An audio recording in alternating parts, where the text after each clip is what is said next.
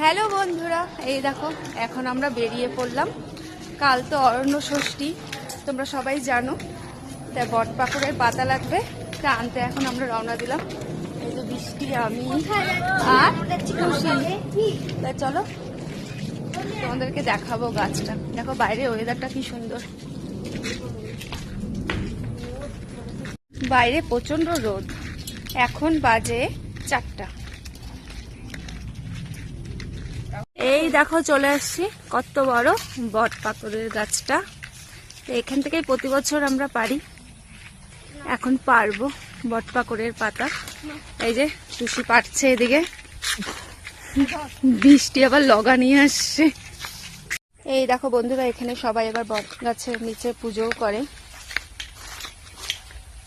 কত বড় গাছটা, অনেকক্ষণ ধরে চেষ্টা করতে করতে অবশেষে ডালটা সামনে এলো।